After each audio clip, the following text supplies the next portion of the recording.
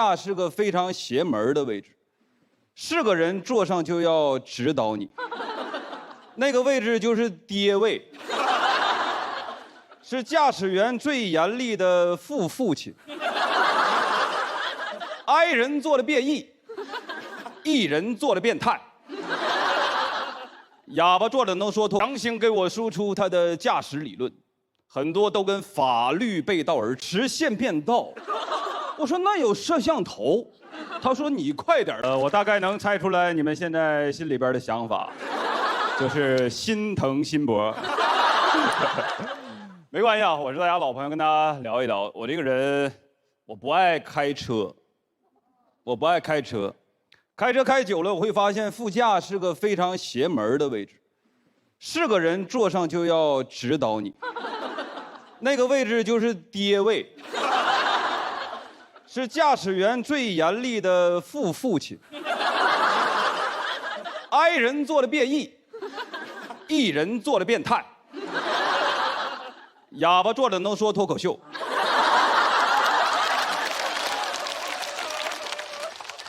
我提车是我的发小旭哥陪我去的，他车开得很好，合计他老司机嘛，万一出了什么事儿，他知道怎么辱骂对方，顺便帮我指点指点。结果全程都是对我指指点点，开着导航给我导航，导航跟他的想法一样，他就复读。前方路口右转，哎，右转。真的，之前我都不知道啊，我聋。导航要跟他的想法不一样，他就会坚持。你听我的，这块我熟。然后就听导航软件说，您驶入新路线，新路线远3.8公里。多个朋友多条路。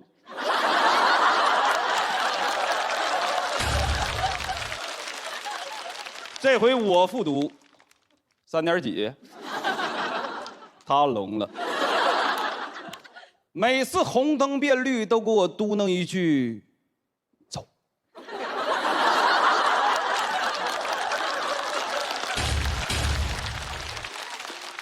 刚学到这技法，这边没看到，这边再来一遍。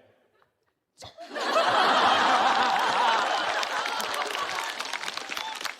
特像训狗。坐。就感觉我在开车，他在开我。我不明白为啥老司机就是一点耐心都没有，稍微有什么事不合他的心意，上来就给你来一套虚词的词组。不是，你这，哎呀！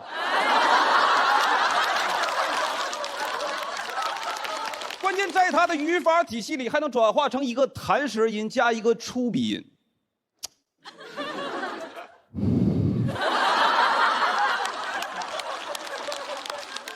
我生气了，我说要不你开，安抚我会用一套虚词倒装。哎呀，不是你这，会强行给我输出他的驾驶理论，很多都跟法律背道而驰，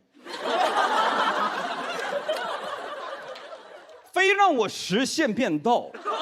我说那有摄像头，他说你快点变。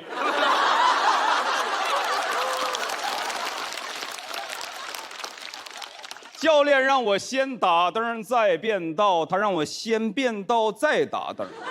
你打灯就是告诉别人你要变道，那谁能让你呀？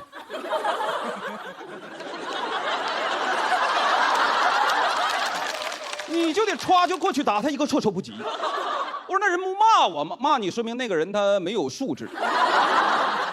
那我还打灯干啥？不灵不灵的跟后车挑衅呐。好像平白无故我打人一拳，还对着人家 wink。他给我的解释是不打灯追尾了算你全责，回去你好好学学交通法吧。真正惹怒我的是他一个动作，我稍微一加点速，他就。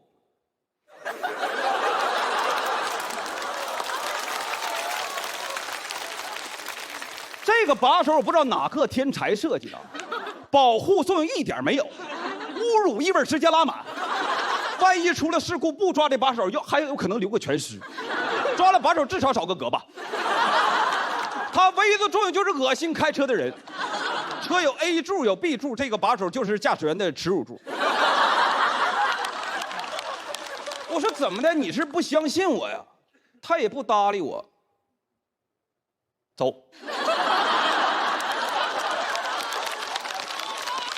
我就只想跟他同归于尽。我也抓把手。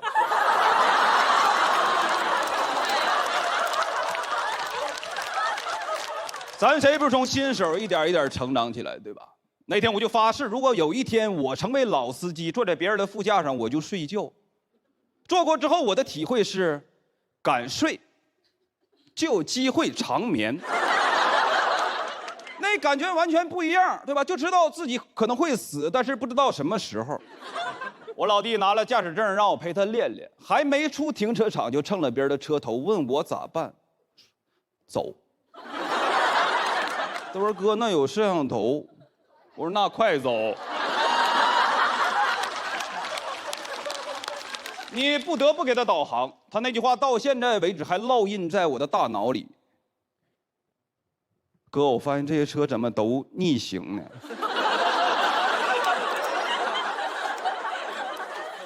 不知不觉我的手已经抓到了把手上，这个把手就是副驾的最后一根精神支柱。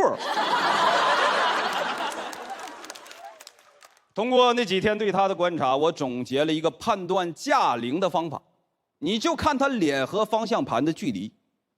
新手开车都是贴脸开，老司机完全不一样。老司机胳膊腿要是够长啊，他能一屁股坐后备箱里。老司机肯定比马斯克先实现无人驾驶，我管这个叫座位体前驱驾驶法。当然，还有一种情况会比我坐在新手副驾上更让我绝望。当这个新手是我对象啊，我对象是个东北女孩，比较强势，她很特别，特别强势。说梦话说的最多的都是你服吗？刚拿了驾驶证，张罗我们去甘南自驾。你说情侣两口子开车很容易吵架。刚才王哥也提了，有个综艺节目叫《再见爱人》。说是让快离婚的两口子出去自驾18天，听听，节目组就没憋好心呀。我看了正片里边自驾的镜头很少，放不出来，全得逼掉。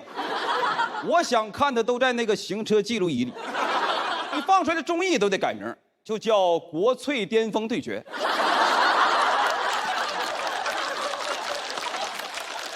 我们是跟朋友借的一台比亚迪，我说要不我开，他一个眼神，我已经在副驾上系好了安全带。该说不说，整个人还是很规矩的，上来就按照驾校的要求逆时针绕车走了一圈，表情也极其的庄严肃穆，仿佛就在瞻仰我的遗体。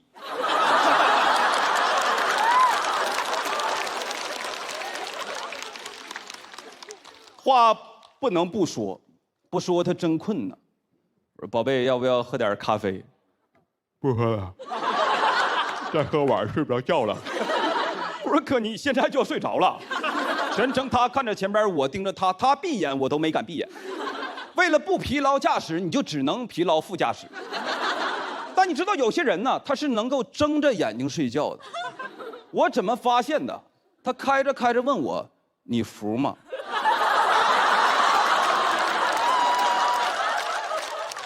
那我肯定是服了呀。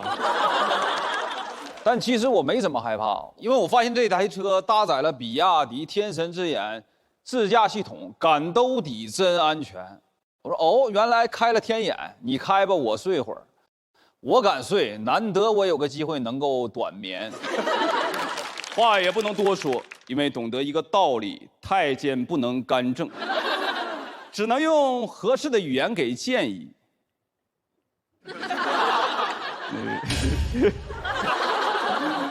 前面是左转，啊，右转，都能到。地球是圆的。但我觉得自己还是狭隘了，跟新手也能学到很多新技术。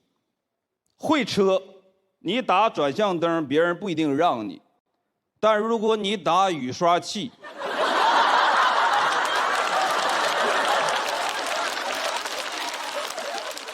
再滋点玻璃水儿，那就有2把刷子。那次旅行我玩的特别好，每次下车都仿佛劫后余生。活着就挺好，哪来那么多烦恼？我还矫情呢，我说往后余生请多指教。他说你开吧，我睡会儿觉。我也偷偷地滋了点玻璃水，阳光暴晒，车窗上就有彩虹。他没说梦话，但我服了。那一刻我挺幸福，谢谢大家。刚刚庞博老师也说了，去年就是我跟嘻哈啊，上一轮我是挑战的付航，输得很惨，但是我会精神胜利。付航虽然票比我高，但我比他白呀。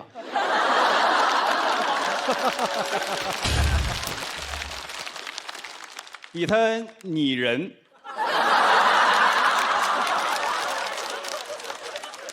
告诉自己不要在意1次2次的结果，慢慢来，用智商打败他。我管这个方法叫徐徐制胜。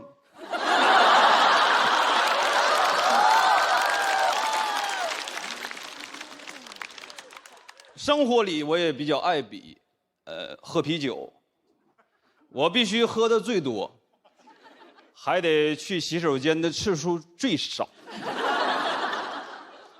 如此甚好。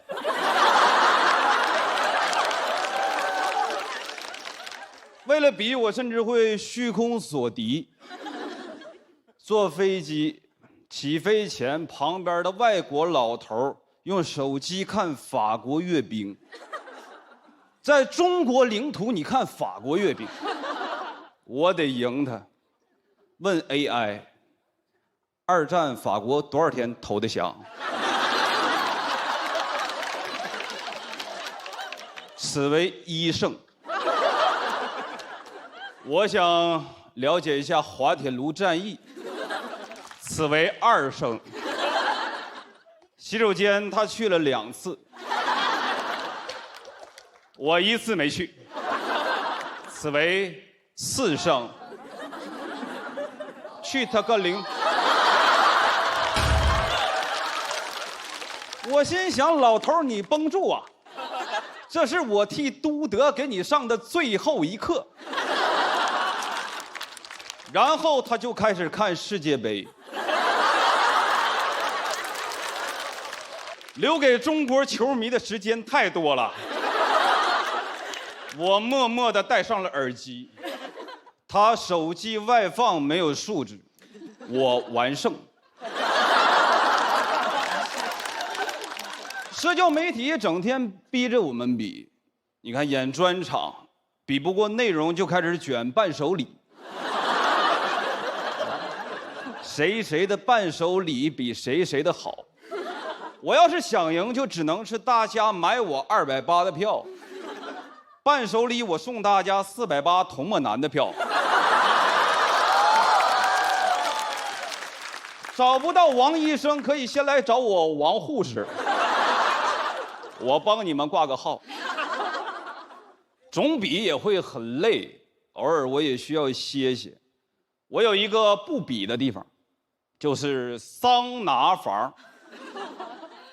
我是个东北人，蒸桑拿我是童子功，没有对手，没必要比，因为我稳赢，永远都是我最先进去，最后出来。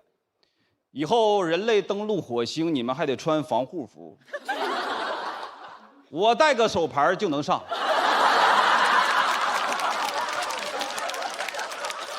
马斯克站在门口，男宾一位。关键寓意也好，进去了就能红。出了汗不冲还能热搜。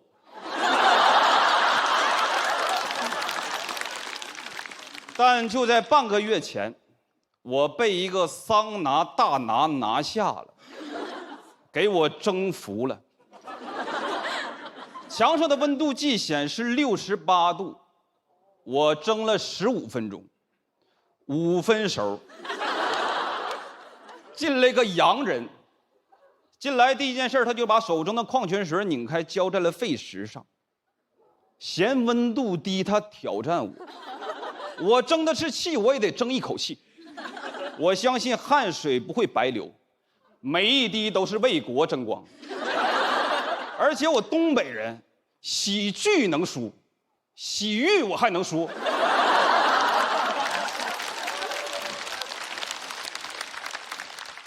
坐在旁边跟我打招呼说 How are you？ 我捂着嘴跟他说 Fine, thank you。我都没说 and you， 说话烫嘴。汗流如注啊，都快干了，想喝水，渴，但我得等他先喝。他终于拧开了瓶盖，我倒了一口在嘴里，他又把水浇在了沸石上，我一口水也喷在了沸石上，但其实我偷偷咽了一小口。74度。我闻到一股淡淡的肉香，要糊了。商纣王当年刨涝之刑不过如此吧？我在这比啥呢？比干。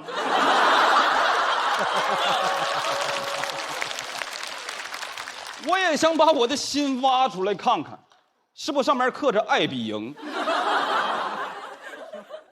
但我得忍着。要热哭了，但我得忍着，因为如果眼泪滴到了沸石上，决定以后再也不吃葡萄干了。只有我知道葡萄经历过什么。对着桑拿房的玻璃门，我的脑袋上开始冒白烟，我物化男性了。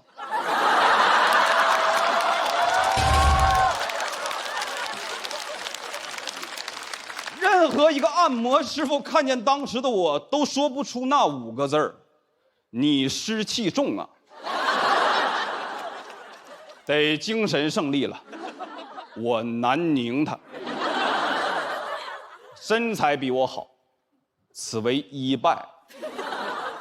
体毛也旺盛，让了我一套保暖内衣。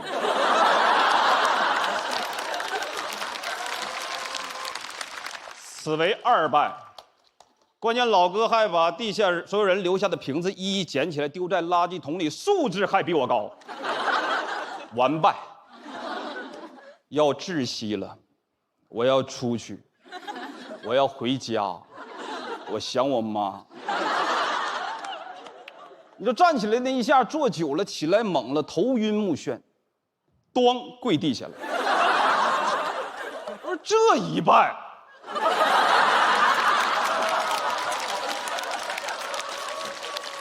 一败天地，他居然还过来扶我，一伸手，我赢了。他手臂内侧有个小纹身，他不能考公。临出去我还有半瓶水，我都浇在了沸石上，我要洋人死。他看见了对我说谢谢。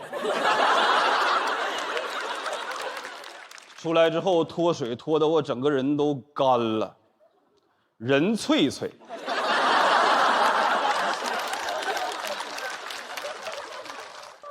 猛猛喝水，找了个汤匙泡了半天，才发。我脱水浸泡，我是个山体人吧？还向地球发射了太多的水滴。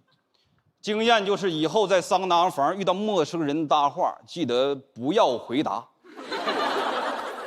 我不怕输，朋友们，但好像除了赢，我们也没有其他的评价体系。长期主义，那其实就是比谁活得长，还是得赢。这套段子得到大家什么评价，其实我也没有那么在意。但你就是不能说辛博你太水了，我干了。你们随意，谢谢大家，我是辛博。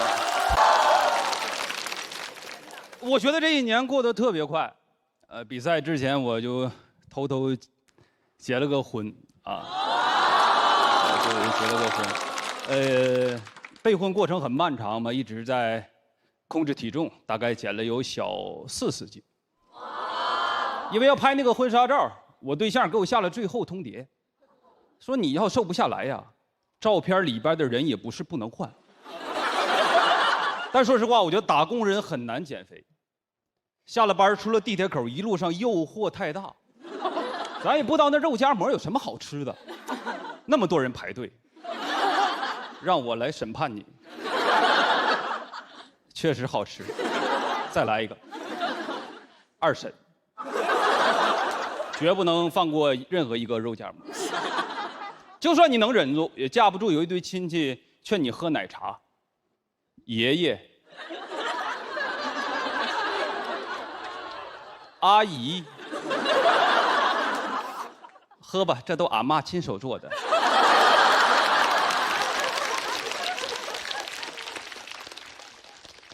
我说行吧，就喝一点点。出去吃饭一般都是我对象点菜，菜很能点，但不太能吃，眼睛大嘴小，属猫头鹰的。现在的叫属嗷的。最怕就是吃我们家乡菜东北菜。我接了个电话回来，菜已经点好了8个菜，东北菜8个菜，相当于本帮菜24个菜。我大惊失色，有点语无伦次了。我说还有其他男朋友来吗？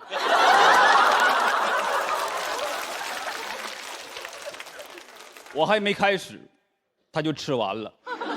每个菜夹那么1、2口，指着堆剩菜跟我说：“你别浪费啊！”天天我就是饱饭硬吃啊。出门前都嚼2片健胃消食片，热身。刷那种短剧重生的，问我下辈子如果重生了想当啥？我说想给你当牛做马。牛有4个胃，马是直肠子，边吃边拉。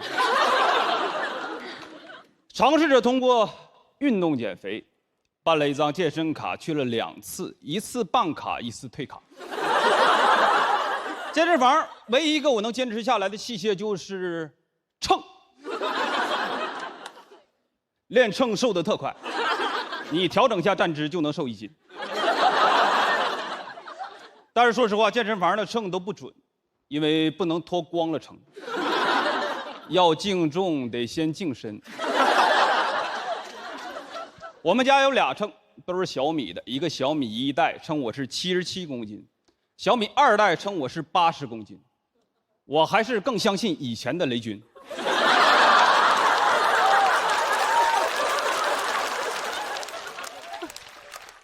还是喜欢有氧嘛，就自己跑跑步。刚开始配速很慢，经常会受到智能穿戴设备的羞辱。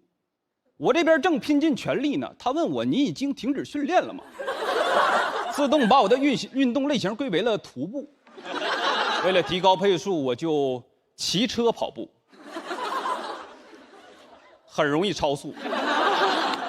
我对象减了25斤。值得这称吧？我觉得一个女孩减肥要比男生多付出很多，不光要节食，要运动，最重要的就是买瑜伽裤。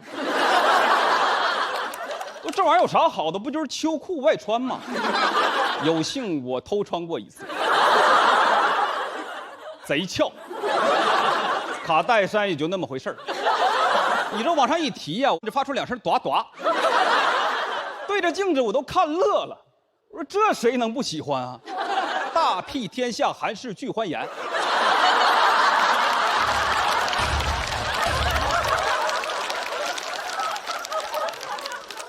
就是有点贵是吧？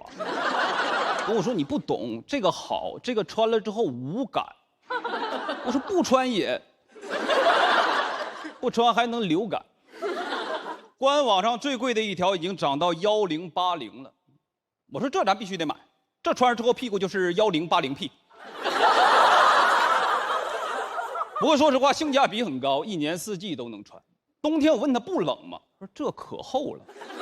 夏天我问他不热吗？这可薄了。运动只是辅助，核心还是管住嘴。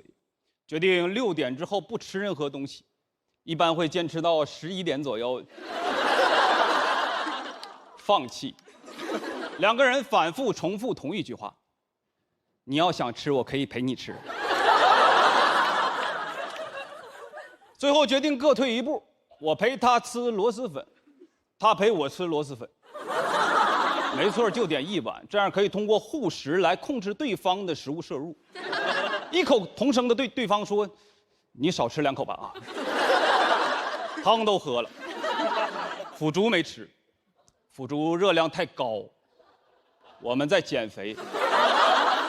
在这儿，我要给所有的螺蛳粉店家提一点忠告：花生米呀，数量得是偶数。管不住嘴赖谁呀？都怪淘宝闪购，给我发那么多红包优惠。本来下了单也犹豫，刚要点取消，已经送到了，送太快了，跟预计时间不一样啊，后悔都来不及后悔。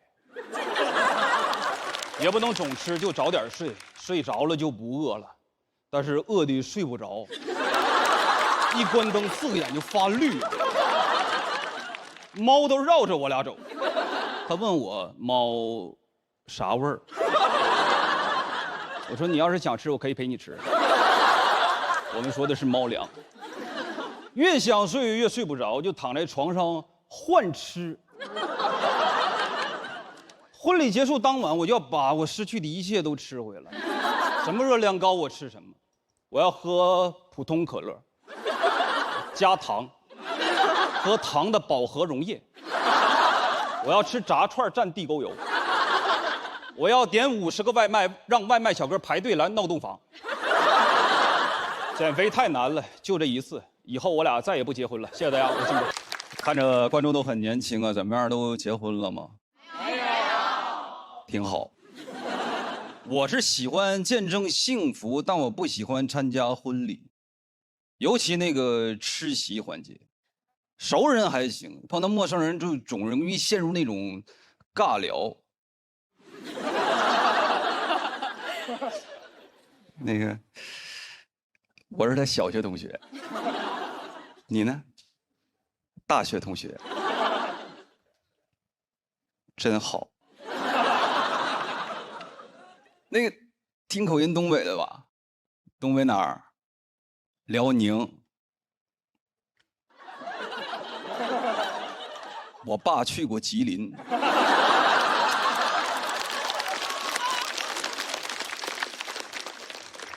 我能说啥？我说怪不得没见过你呢，兄弟。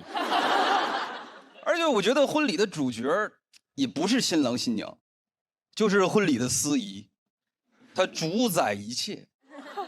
全国的婚礼司仪好像都同一个腔调，我就感觉这帮人在同一个地方批发的声带。现场尊敬的各位来宾，欢迎各位前来参加张凯宇先生和李子涵女士的婚礼。听着很温暖，但里边没有一点真情实感。生活里表达感情也这么说话吗？你踩我脚了。正常开始一般都是爱情故事，是吧？新郎新娘相识于大学校园，图书馆隔着书架的惊鸿一瞥，从此人生悄然改变。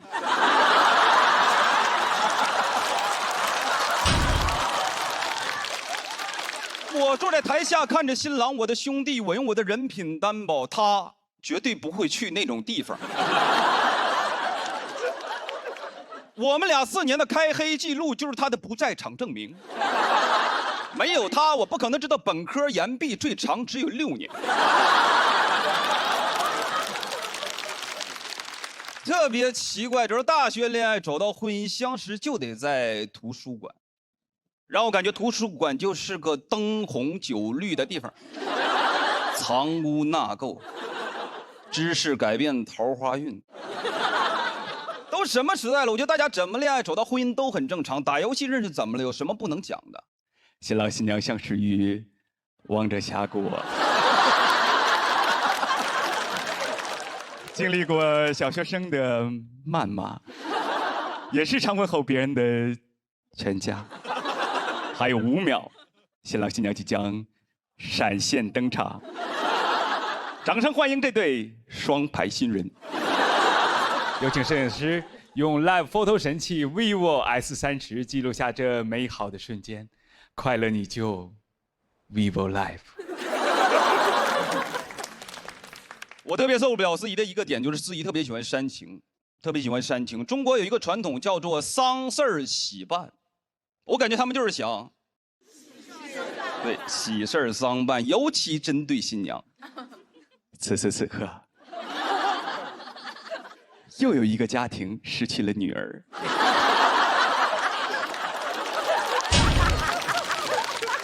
这是嫁过去，又不是送进去。新娘回头再看一眼你的爸爸和妈妈，跟养育了你20多年的爸爸妈妈告个别吧。爱情的坟墓是真要埋人呐！我都担心他从包里掏出一个令牌往地下一拽，斩。新娘起早贪黑，费多大劲化个大妆，被搞得2道黑线留下来，跟那个某巴克的 logo 似的。如果你的泪点比较高，它会有后招。此时此刻，丫头，还记得儿时父母怀抱的温度吗？去，给他们一个温暖的拥抱。新娘没感动到，给花童吓一跳。如果你的泪点奇高，他就会有绝招，他会看一眼音响老师，并且给音响老师一个信号。音响老师会直接把音乐推向高潮。时间都去哪儿了？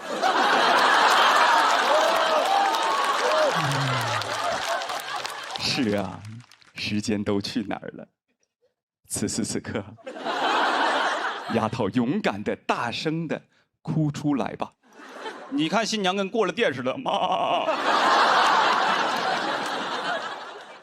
我觉得人都需要仪式感，对吧？但那些明知故问的问题，把它变成了一种流程。看我们的新郎，帅不帅？能说啥？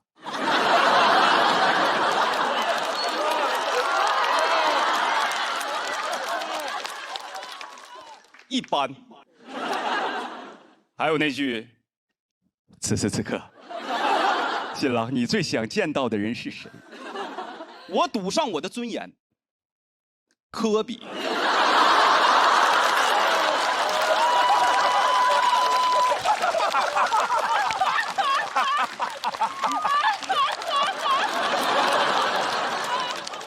我都担心他单膝跪地时候喊出的不是宝贝嫁给我，而是湖人总冠军。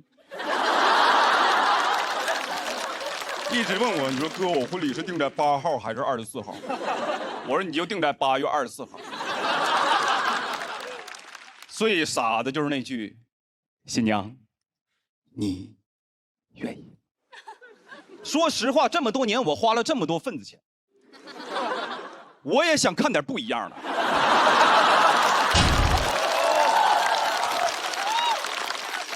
我不愿意，我被逼的，我妈身上有炸弹。你问点实际的，能落地的，无论说结婚之后新郎天天喝酒钓鱼不洗澡就往床上躺，你愿意吗？那新娘肯定得说，别逼我，妈妈对不起，引爆炸弹。流程最后还会有个小的环节，新郎现在可以正式的亲吻你的新娘了，正式。昨晚单身夜当我面嘣儿吧的。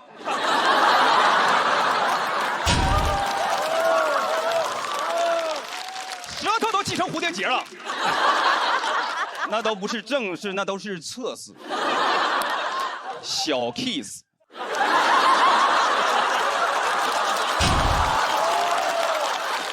非得像现在这样叫来双方父母亲朋好友街坊四邻单位领导，各就各位，预备，作。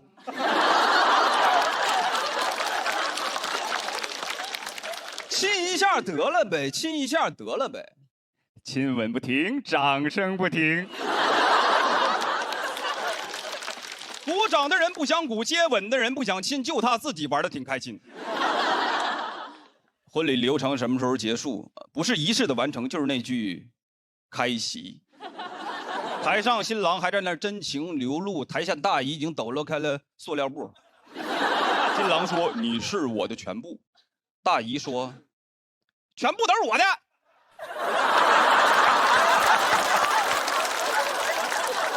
接下来这段有观众找到我说：“辛博对你讲的这种司仪深恶痛绝，你能不能来我的婚礼当司仪？”回旋镖扎到自己，我说可以，我当司仪哭绝对不可能，但也有可能婚也结不成。我当司仪那就一切从简，工作忙，新郎新娘都可以不来，反正也没有人在意，我就只讲一句：你们是真饿了。份子钱随了吗？我就说没人在意吧，我就只讲一句：现场尊敬的各位来宾，此时此刻，开席。我是不是也是这2年努力的在观众面前经常出现，才让大家相信我不是一个恶人的，对吧？朋友们，我这一轮就一直在反思这个问题。哎，我这个面相确实太粗糙了，我很羡慕其他的一些单口演员，我就永远做不到他们那种能在舞台上让观众笑中带泪，展现出那种精致的破碎。为什么？没人同情你这个面相的人。我就想，我现在就搁这讲那个，我也有抑郁症。到时候呢，弹幕评论肯定是，你看，我就说骂他有用，你知道吗？可给他骂抑郁了。破防了，再来2句。没人同情你这面相人。我就说我原生家庭也不幸福，我妈老打我。观众啊，他妈能打过他？他爸咋不打呢？我收到很多那种评论，都是说我这种人看起来面相就很无情，说这样的你这种人，一看你就是没吃过苦，无法共情苦难，你这辈子是不是都没哭过？我现在已经麻了。我说是，我从来没哭过，我生下来那天都没哭，我出生第1天先剪的泪腺，后剪的脐带呀。从我妈肚里钻出来，我就抹着把脸，磨磨唧唧10个月，这给我憋着呀！真的，朋友们，我甚至收到过那种善意的私信，都夹杂着一丝戾气。他说：“翟叔叔，不要看那些不好的评价。”原话：“翟叔叔，不要看那些不好的评价，你这种直冲天灵盖的直男味儿真的很治愈我。”看了你的表演之后，我学会了勇敢。我长大也要像你一样，做一个爱骂人的小女孩。我说你翟叔叔是小男孩啊。朋友们，哎，我今天来就想挑战挑战。说实话，我真的想努力改变一下，就是挑战挑战这个播出的这个现在的状态，给我这种面相的人解释解释。啊，瞅大家这反应能看出来，这个挑战很不小啊。朋友们，说实话，说我这种面相人没经历过苦难，无法共情苦难，真的很冤枉。我作为一个东北90后，我负责任跟各位讲，你知道我从小的挨多少打，受多少挫折，才能变现在这么善良吗？我小时候挨打那时候都没有共情这一说，我们小时候没有那个霸凌对象这个词儿啊。没有，谁管你叫霸凌对象？我小时候挨打没打过人家，他不叫你霸凌对象，管你叫完蛋玩啊！我小时候挨打了没打过人家，让我爸知道了，他为了教育好我，还得再打我一遍，一边打你一边教会你人生中第一段绕口令。下回他再打你，就像我这么打你，这么打他，听见没？这就是那个时代。现在很多人说自己是奥德赛时代。我从《水浒传》时代过来的，真的，《水浒传》时代看过《水浒传》的朋友应该知道，《水浒传》的流氓打人零强零弱，强的他也打，弱的他也打，打强的他有成就感，打弱的他有趣味性，你知道吧？他们打你会给你一个毫无逻辑但是百搭的理由，叫你挺美的。就你叫翟亚宁啊，你挺美的呗。毫无逻辑，就你学习好啊，你挺美的呗。有时候都前后都矛盾，你长这么磕碜，那你挺美的呗。一边打你还一边喊让你美，让你美。打完之后问你还美不？我从小就能共情潘金莲，我就知道美是一种罪过啊，朋友们。哎呦我的真的朋友们，长大之后看那广告我都害怕，那个面膜广告说你本来就很美啊。这就是我那时代经历的。朋友们，我说实话，对于霸凌我真的很有话语权。前2天我看了一个关于霸凌的帖子，一边同情一边又很伤心。他说你以为的霸凌是我刚才讲那种黄毛堵你墙角踢你管你要钱，他说真实的霸凌是一堆面相和善的人，然后形成一个小团体孤立你一人，完了嘲笑你。我说句心里话，朋友们，虽然孤立人也不对哈，但我多么希望我小时候经历的是这些真实的霸凌。他孤立你一人，那不是放过我一马吗？我都没看懂啊！一群人形成一个团体，把你孤立起来嘲笑你，这不脱口秀吗？这不是？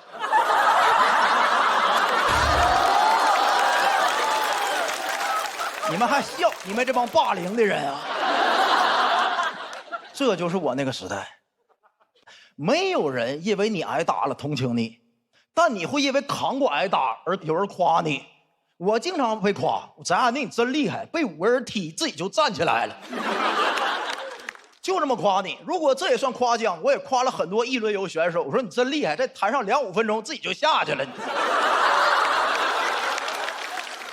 这就是那代人情商。而且你知道最讽刺的就是挨打这个人本身，他也不因为挨打而感到难受，他会经常也因为自己扛过去挨打很骄傲。我经常跟别人说，这也就打的是我，要你早被打死了。所以朋友们，这就是我那年代的问题，你知道吧？很多男性他就以为那个挨打了之后，挨过苦难之后跨过去了是用来吹嘘的。朋友们，所以我最后我挑战一把，我想说一句我心里话，我特别共情吴京老师，他是为数不多因为苦难挨骂的。我跳过楼，你跳过吗？这是苦难呐！我差点死过，你死过吗？没人共情他，大家对他的态度也出奇的一致，是吧？就你跳过楼，那你挺美的呗。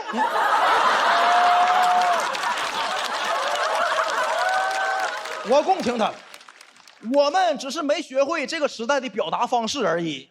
咱不会半夜12点在小某书上发一个帖子，是吧？被坦克压过的，请来我这儿集合一下。没学会呀。哎，朋友们，说实话，非常感谢各位跟我笑到现在，真的，我一点不骗各位，真诚的说，这个段子这个主题应该是我讲了3年线上写过最难的一个段子。如果你们一下不笑，这段子就是纯直冲天灵盖直男味的演讲。谢谢各位，谢谢。我真的很开心，但也不敢太开心。因为开心过头了之后，播出来就有人骂你，就你叫翟亚宁啊，你挺美的。大家好，我是辛博。我发现这2年咱们中国人的素质还是提升了很多，中国人的素质提升了很多，很少有那种随地乱丢垃圾的了，都是丢在共享单车的车筐里。多好啊！垃圾不落地，每回我都得把那个垃圾从车筐里拎出来，再放旁边车里。这都属于非文化物质遗产，传承它就不能断在我这儿。我不生产垃圾，笑的都是我的工友。我也试过拎着垃圾去找垃圾桶，没走几步，车让人扫了，急得我脑子没反过来，嘴都张个出来。你偷我车，这垃圾我刚拎出来的，你没看见呢？对方也是一脸懵，垃圾给你呗。这2年已经有点脱敏了，有没有垃圾的车我都能骑。但我还是觉得有垃圾的车会更难骑一些。你不能让那个垃圾颠出来，否则它就算我扔的。最烦过那种减速带，我得一手扶着车把，一手扶着垃圾，我恨不得拖着。我说我在这儿手扶拖垃圾。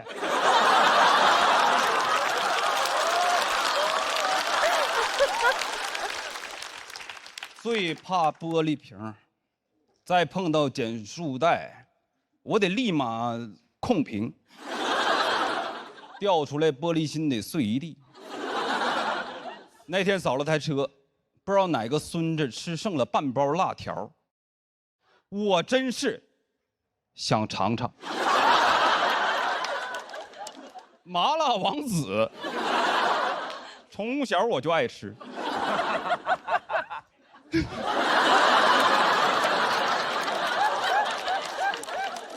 我送你2包。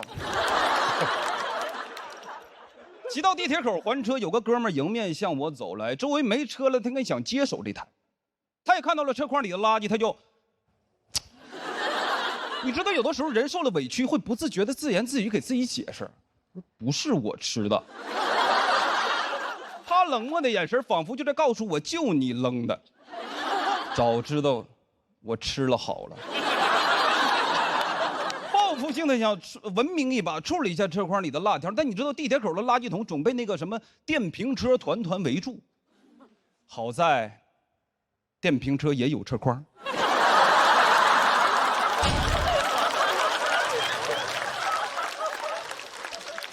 还有头盔，趁我一手油，这个倒好处理。车筐里你就找嘛，都有纸巾。我觉得咱们素质还是得继续提，对吧？比如说我们扔的时候，可以按照共享单车的品牌搞一搞垃圾分类。小哈丢干垃圾，小菊丢湿垃圾，小就是垃圾。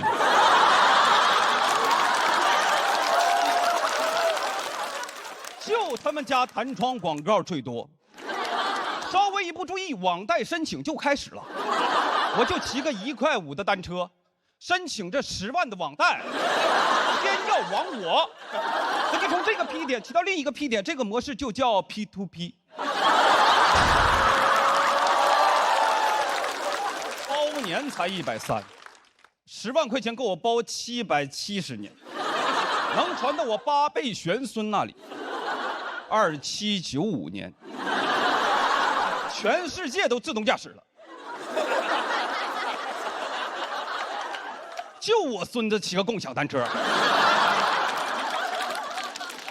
骑行世家，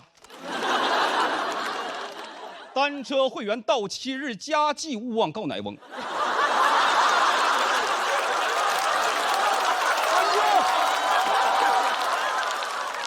感谢吧，感谢你8辈祖宗。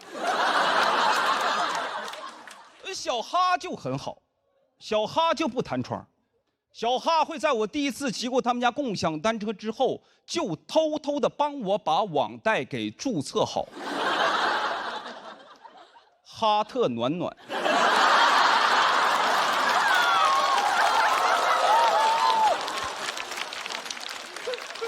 车是越来越难骑。那天演完午夜场，出了地铁口就一台小破车，那车贼破，我很犹豫，到后边有哥们推波助澜，他问我：“哎，你骑不骑？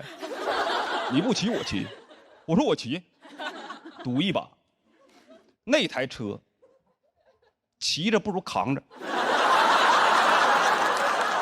那车把歪的，我正着扶车就走斜线，我就理解什么叫歪打正着。那个车座被压到最低，锈死了，提不上来。我一蹬膝盖，指定我下巴壳。为了不顶到，我还得左右闪躲。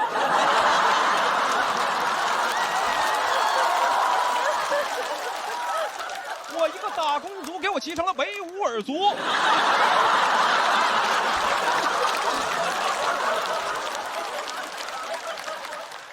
上坡我得站起来猛蹬，下坡还行，就是刹车不灵。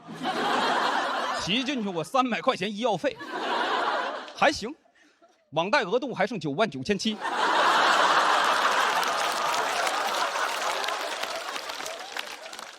最垃圾的还得是那个共享电单车。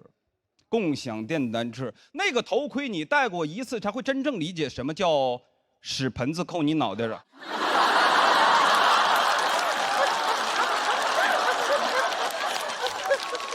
那臭到朝闻道夕死，所以不带警察惩罚我，带了老天惩罚我。那个味儿从天灵盖就冲进来了，保护我的脑子，击溃我的心理。这跟从垃圾堆捡个口罩带点有什么区别？我就感觉我的脑袋被流浪汉用腋下夹住了，我头都是馊的，我嗖往前骑，让那风往后吹。只要我骑得够快，风和味儿就追不上我。唯一一个比那个头盔更臭的，就头盔那袋儿。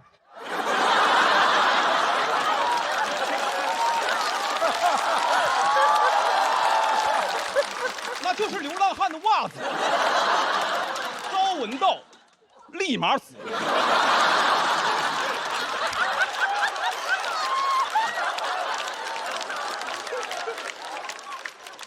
但是记住，一定要记啊，一定要记。你要是不记，一拐弯他就甩你嘴里。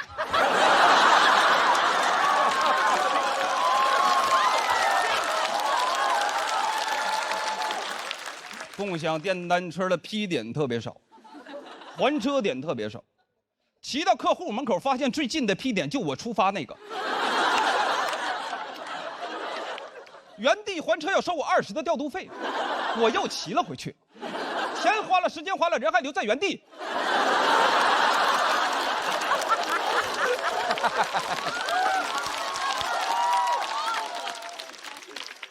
见客户迟到了，回来领导开车顺我，给我一顿臭骂。唯一一个比那袋儿更臭的，就领导的嘴。我说领导，你把安全带系上吧，一拐弯再甩你嘴里。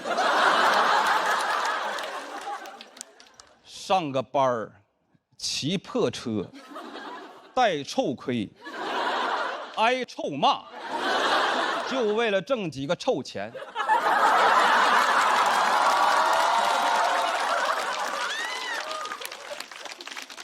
我觉得在大城市里，我跟共享电单车没啥区别。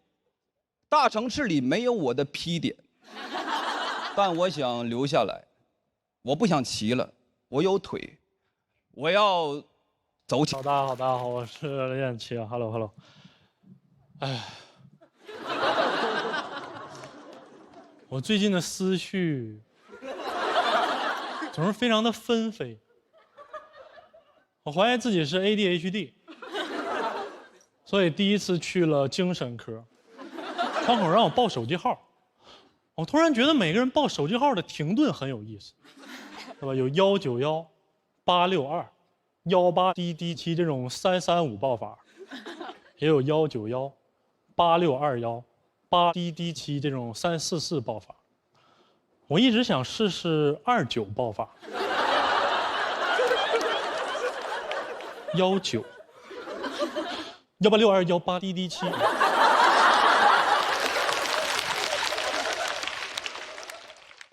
其实还有19、18、62、18DD7，我管它叫双色球报法。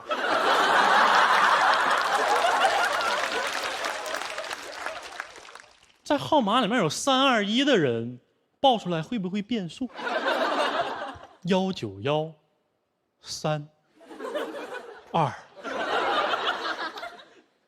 189。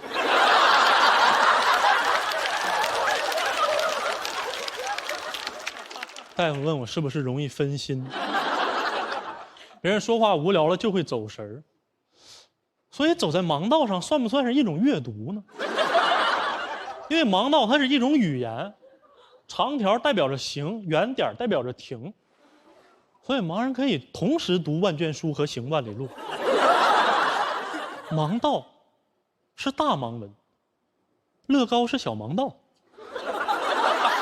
盲文是凸的，碑文是凹的，所以点了豆的去某多算是一种盲文。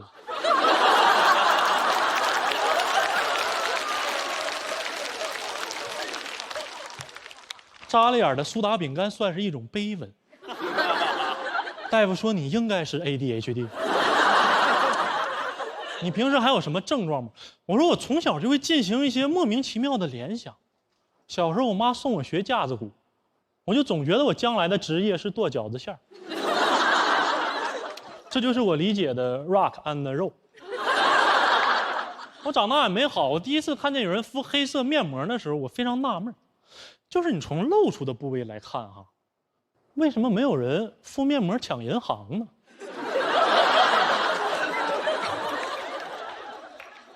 给你10分钟，必须把钱交出来啊！到点我该摘了。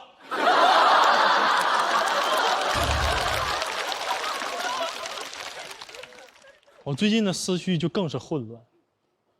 我最近觉得孙涛是一只鸟，因为我觉得鸟一辈子它只重复同一种叫声，而一个喜剧演员最大的困惑就是你的梗越火，你越重复，你越像一只鸟。这样提起小品演员孙涛，我们只能想起他的那句“我骄傲”。就算他不想提，我们也会替他提。我骄傲重复了他的一生。当他在春晚上说出来的那一瞬间，他就变成了一只鸟。说到春晚，小彩旗春晚彩排嘛，小彩旗了。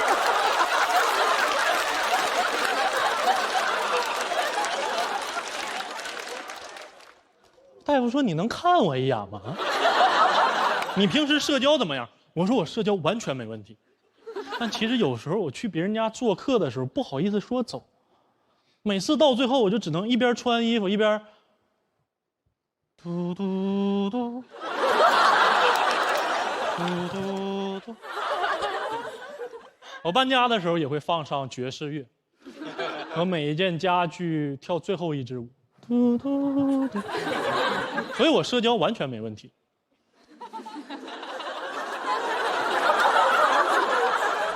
我跟大夫谈话的时候，我的椅子一直在嘎吱嘎吱响，他的也嘎吱嘎吱响，所以这是一个嘎吱窝。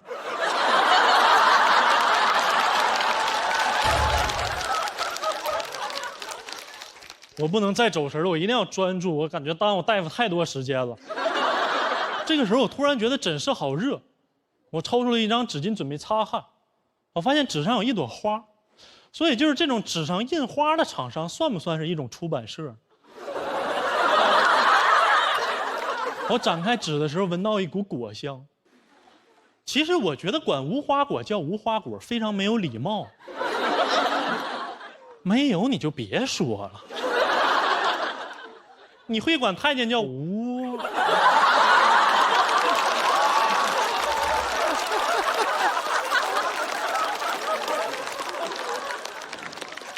而且人类给植物起的名字也太区别对待哦，这是一盆无花果，而这是一盆君子兰。他凭啥是君子啊？你给他浇水，他谢谢你。你一浇，他叶儿一弯，小生有礼了。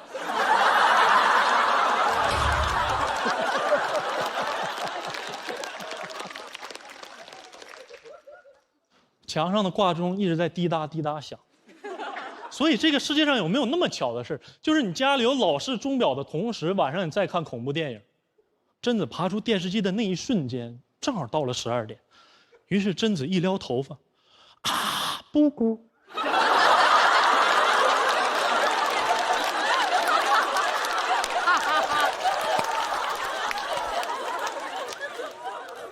无花果有花，只不过它的花长在了果里，我们人类看不见而已。有时候我觉得人类太以自我为中心了。我们 emoji 表情里面的螃蟹、龙虾都给它们分在了动物栏，但它们却是红的。那是 emoji 吗？那是欧一西。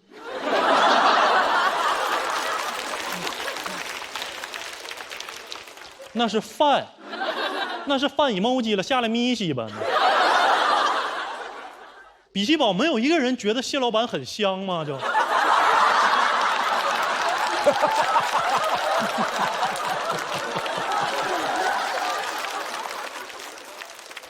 我喜欢猫头鹰的名字，因为它是猫头鹰，它不是鹰尾猫。我喜欢小猫，我支持猫本位。我很讨厌猫头鹰的外国名字 ，OWL， 嗷。猫头鹰叫嗷，这个名字起的是不是有点太草率了？我就感觉是两个动物学家在森林里，一个冥思苦想，哎呀，发现了一个新物种，起个什么名字呢？然后另外一个心不在焉 ，Billy Jean my love。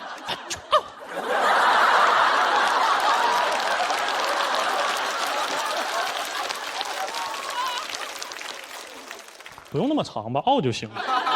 你让猫头鹰怎么介绍自己，对吧？第一次跟狮子见面，你好，我叫赖，你叫什么？嗷。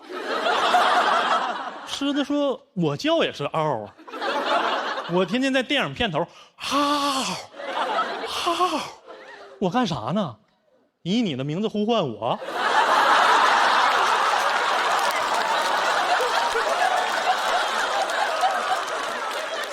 你让山东猫头鹰怎么介绍自己的英文名字？对吧？你让山东猫头鹰怎么介绍自己的英文名字？我骄傲。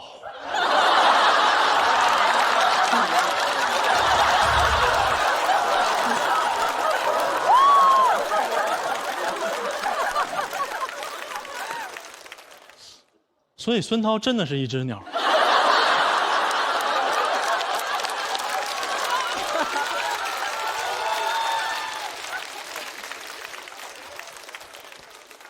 就这样，我被确诊了。嘟嘟嘟，咋了？嘟嘟嘟，嘟嘟嘟，倒计15秒。嘟嘟嘟嘟。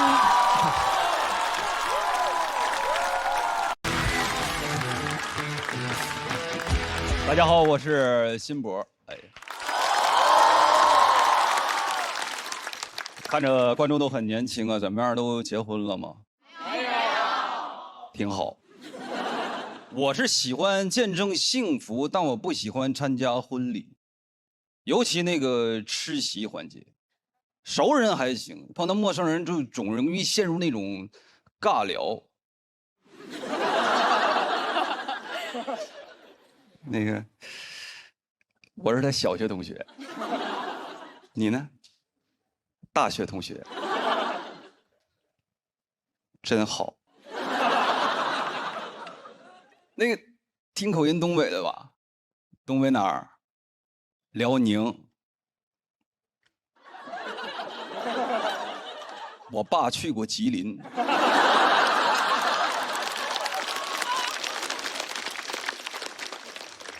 我能说啥？我说怪不得没见过你呢，兄弟。而且我觉得婚礼的主角也不是新郎新娘，就是婚礼的司仪，他主宰一切。全国的婚礼司仪好像都同一个腔调，我就感觉这帮人在同一个地方批发的声带。现场尊敬的各位来宾，欢迎各位前来参加张凯宇先生和李子涵女士的婚礼。听着很温暖，但里边没有一点真情实感。生活里表达感情也这么说话吗？你踩我脚了。正常开始一般都是爱情故事，是吧？新郎新娘相识于大学校园，图书馆隔着书架的惊鸿一瞥，从此人生悄然改变。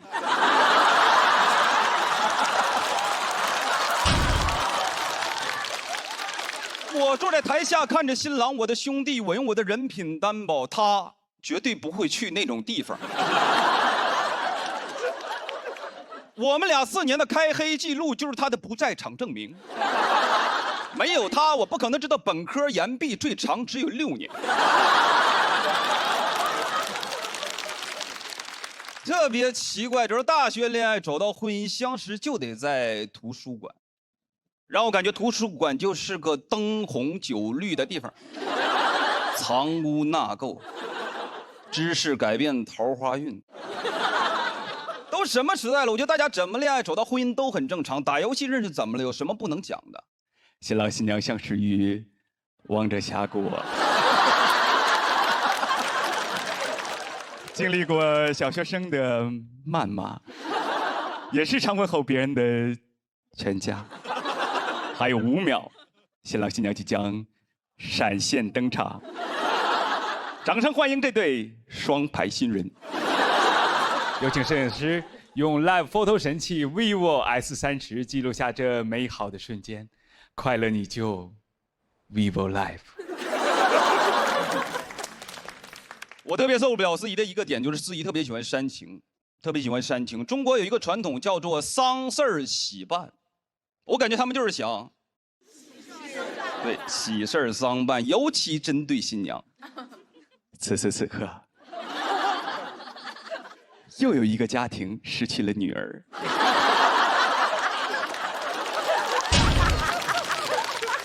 这是嫁过去，又不是送进去。新娘回头再看一眼你的爸爸和妈妈，跟养育了你20多年的爸爸妈妈告个别吧。爱情的坟墓是真要埋人呐，我都担心他从包里掏出一个令牌往地下一拽，斩。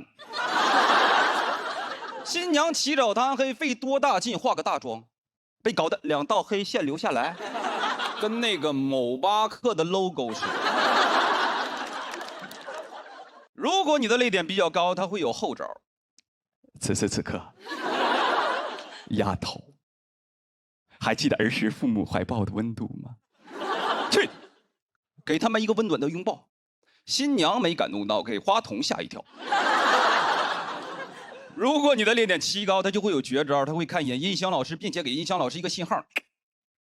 音响老师会直接把音乐推向高潮。时间都去哪儿了？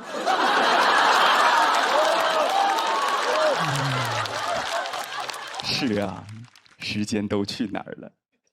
此时此刻，丫头勇敢的、大声的哭出来吧！你看新娘跟过了电似的，妈！我觉得人都需要仪式感，对吧？但那些明知故问的问题，把它变成了一种流程。看我们的新郎，帅不帅？能说啥？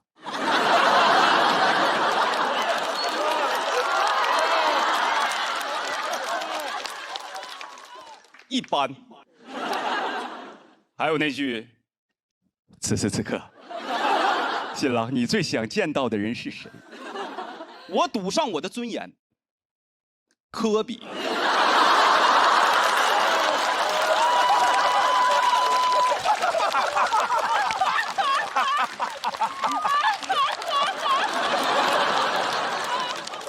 我都担心他单膝跪地时候喊出的不是宝贝嫁给我，而是湖人总冠军。一直问我，你说哥，我婚礼是定在8号还是24号？我说你就定在8月24号。最傻的就是那句，新娘，你愿意？说实话，这么多年我花了这么多份子钱，我也想看点不一样的。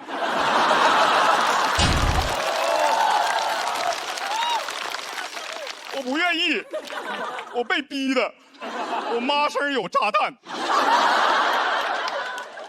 你问点实际的，能落地的，无论说结婚之后新郎天天喝酒钓鱼不洗澡就往床上躺，你愿意吗？那新娘肯定得说，别逼我，妈妈对不起，引爆炸弹。流程最后还会有个小的环节，新郎现在可以正式的亲吻你的新娘了。正式。昨晚上单身夜当我面嘣儿吧的。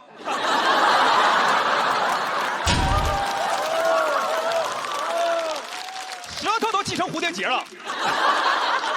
那都不是正式，那都是测试。小 kiss。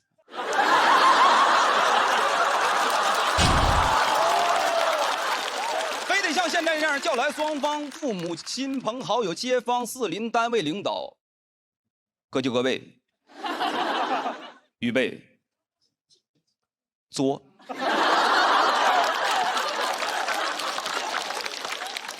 亲一下得了呗，亲一下得了呗。亲吻不停，掌声不停。鼓掌的人不想鼓，接吻的人不想亲，就他自己玩的挺开心。婚礼流程什么时候结束？不是仪式的完成，就是那句开席。台上新郎还在那真情流露，台下大姨已经抖落开了塑料布。新郎说：“你是我的全部。”大姨说：“全部都是我的。”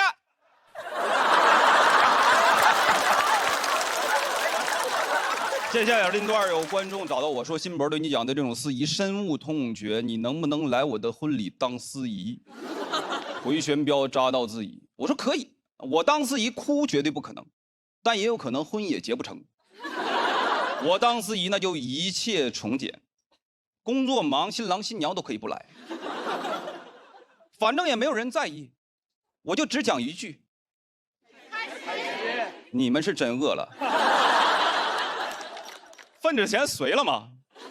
我就说没人在意吧，我就只讲一句：现场尊敬的各位来宾，此时此刻，开席。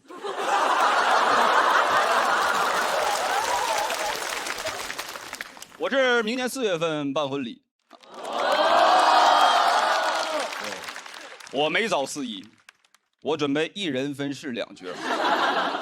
看我们的新郎，还行。新娘多给点零花钱，你愿意吗？各就各位，预备备，我们要亲嘴了。此时此刻，我是新博，谢谢大家。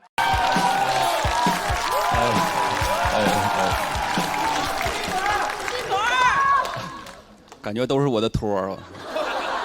来了，大家好，我叫新博。小时候我就在农村生活，你说农村的医疗条件不是特别好，我爸妈就属于那种小病自己看，大病互相看，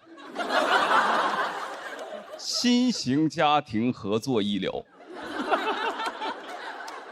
从小我身体不是特别好，经常吃药，但就没吃过那种 OTC 的。我爸指着 OTC 的标志给我讲过，儿子你记着啊，这个牌子的药啊，没劲儿。就是我能得什么病，主要取决于他们听说过什么病。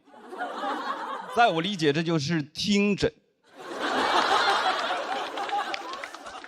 小学的时候发现我后腰有块骨头特别明显，我爸给我的诊断是腰椎间盘突出。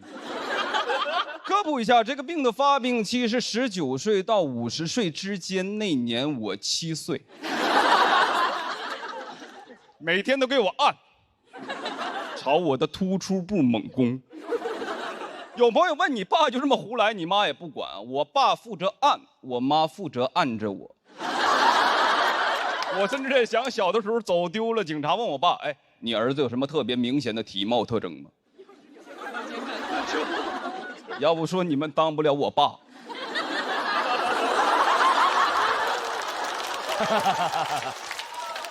我爸都得说腰上有我的指纹，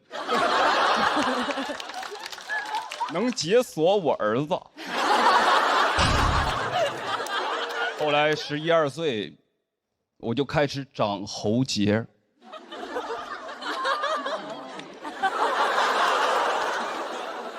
有点害怕，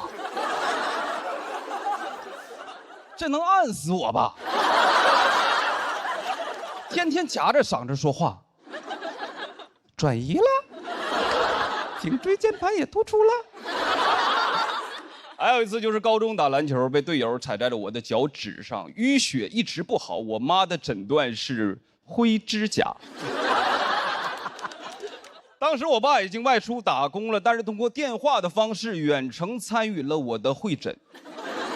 2位专家的意见高度一致，确诊真菌感染，就开始了我长达18年的漫漫指甲路。听说那个5%盐酸阿莫罗芬有效果，吃了半个月让我停掉了。说儿子，我发现这个好像是个外用药。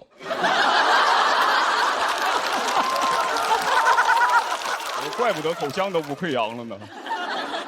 我们东北有个菜叫小鸡儿炖蘑菇，我们家经常做。鸡肉可以不吃，那个鸡爪子得留给我。那个指甲我最好吞掉。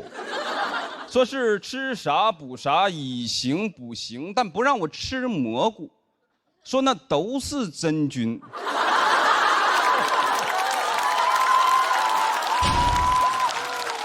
按照这个说法，我特别心疼云南人民。那就是全球灰指甲发病率的高地。我只听说过见手青，不知道有没有见脚灰。昆明就是满城尽带灰指甲。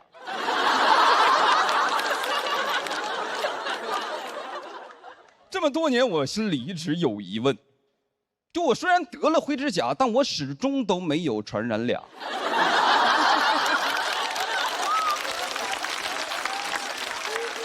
我妈给我的解释是，起码咱们控制住了。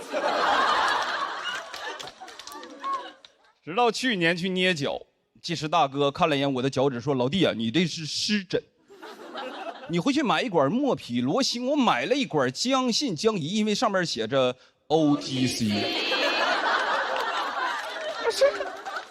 这能有劲儿吗？抱着试试看的心态抹了半个月就好了，我感觉我的指甲都想给我托梦。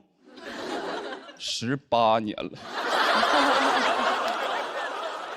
当然我爸妈也不是意见经常一致，北方冬天经常流感肆虐，本来一家人整整齐齐吃着晚饭，我好死不死打了个喷嚏。你知道在我们家，如果我突然打了个喷嚏，那一定没有人想我。但一定有人想治我。我爸说是甲流，我妈说乙流。2个人争执不下，最终决定为了我2种药我各吃一半。这2个药的核心，一个叫阿比多尔，一个叫奥司他韦，都有一定的副作用。阿比多尔胃胀气，奥司他韦拉肚子。我奉劝各位啊，不要在胃胀气的时候拉肚子。我就像一台装了氮气的跑车。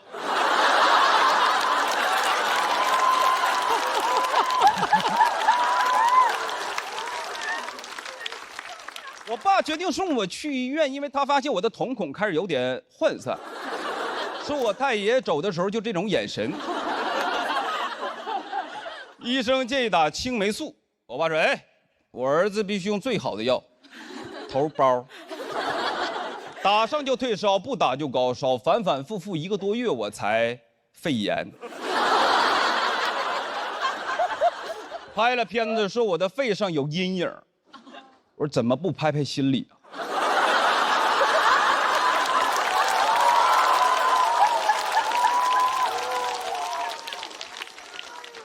就那么个条件，大多时候就能靠经验、靠直觉。我受过教育，我现在自己生病就是上网学。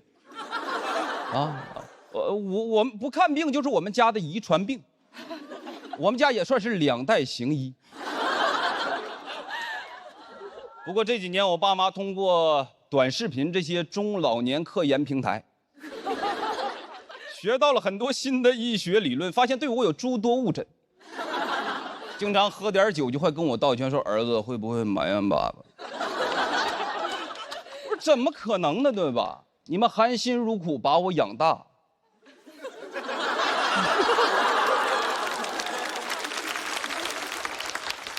以后就是我养你们。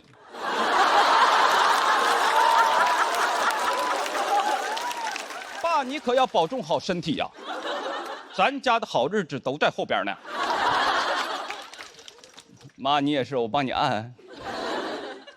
原生家庭，在我的理解就是原谅生我的家庭。这可能只是个时间问题，但是在我内心里还是希望我爸妈有朝一日能跟我道歉，跟我说孩子对不起，毕竟爸妈也是第一次当医生。谢谢大家。